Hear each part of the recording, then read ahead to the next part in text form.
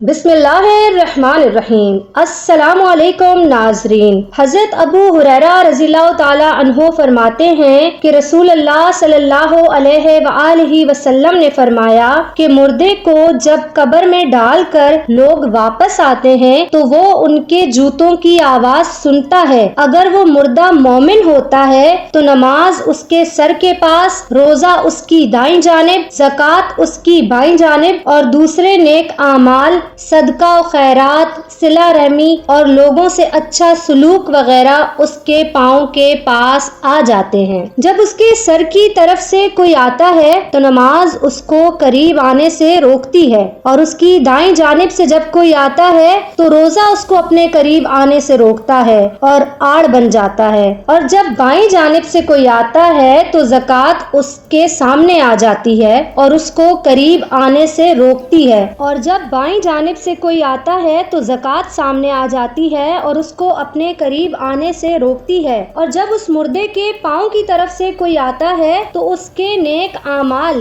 یعنی صدقہ و خیرات اور صلہ رحمی، لوگوں کے ساتھ حسن سلوک وغیرہ آڑ بن جاتے ہیں۔ پھر اس سے کہا جاتا ہے کہ بیٹھ جاؤ، چنانچہ وہ بیٹھ جاتا ہے اور اس کو سورج ایسا دکھائی دیتا ہے کہ جیسے کہ غروب ہونے کو ہے۔ پھر اس سے کہا جاتا ہے کہ تم اس شخص کے بارے میں جو تم میں مبعوث ہوا تھا کیا کہتے ہو؟ کیا تم اسے پہچانتے ہو اور اس کے متعلق کیا گواہی دیتے ہو؟ تو وہ کہتا ہے کہ مجھے ذرا نماز پڑھ لینے دیں۔ اسے کہا جاتا ہے کہ تم عنقریب یہ کام کر لوگے، پہلے اس سوال کا جواب دو کہ تم اس شخص کے بارے میں جو تم پر اتارا گیا تھا کیا کہتے ہو اور کیا گواہی دیتے ہو؟ وہ کہے گا کہ یہ حضرت محمد صلی اللہ علیہ وآلہ وسلم ہیں، میں گواہی دیتا ہوں کہ وہ اللہ کے رسول ہیں اور اللہ تعالیٰ کے پاس سے دین حق لے کر آئے ہیں۔ اس سے کہا جائے گا کہ اسی بات پر تم زندہ رہے اور اسی پر تمہاری موت آئی، اور انشاءاللہ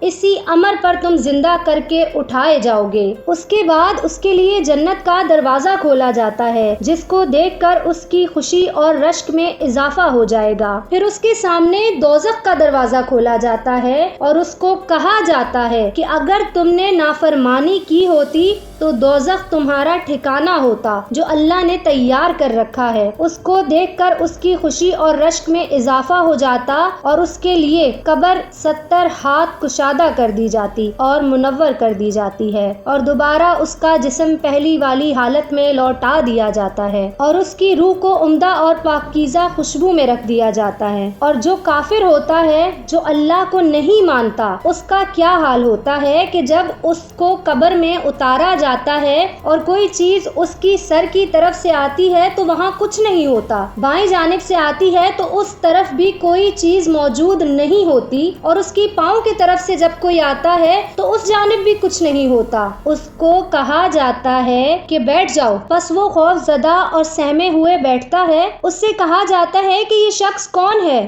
جو تم میں بھیجے گئے تھے؟ اسے ان کا نام نہیں سوجے گا، یہاں تک کہ اس کو بتایا جائے گا کہ وہ محمد صلی اللہ علیہ وآلہ وسلم ہیں، تو وہ کہے گا مجھے نہیں معلوم، لوگوں کو کچھ کہتے ہوئے میں نے سنا تھا، چنانچہ میں نے بھی ان کی طرح کہہ دیا تھا۔ اسے کہا جاتا ہے کہ تم اسی بات پر زندہ رہے، اسی بات پر تمہیں موت آئی، اور انشاءاللہ اسی حالت میں دوبارہ زندہ کیے جاؤ گے۔ پھر اس کے لیے دوزخ کا دروازہ کھولا جاتا ہے اور اس سے کہا جاتا ہے کہ یہ دوزخ ہی تیرا ٹھکانہ ہے۔ اس کو دیکھ کر اس کی حسرت اور ہلاکت میں اضافہ ہو جاتا ہے۔ پھر جنت کا دروازہ کھولا جاتا ہے اور اسے کہا جاتا ہے کہ اگر تو فرما برداری کرتا تو جنت تیرا ٹھکانہ ہوتا، اللہ تعالیٰ نے تیرے لیے تیار کر رکھا تھا۔ اس کو دیکھ کر اس کی حسرت اور ہلاکت اور بھی بڑھ جاتی ہے، اور پھر اس کی قبر اس قدر تنگ کر دی جاتی ہے کہ اس کی پسلیاں ایک دوسرے میں پیوست ہو جاتی ہیں۔ دعا ہے کہ اللہ تبارک و تعالی نماز کی پابندی کرنے اور زندگی اور آخرت کے ہر امتحان میں کامیابی عطا فرمائے۔ آمین ثم آمین۔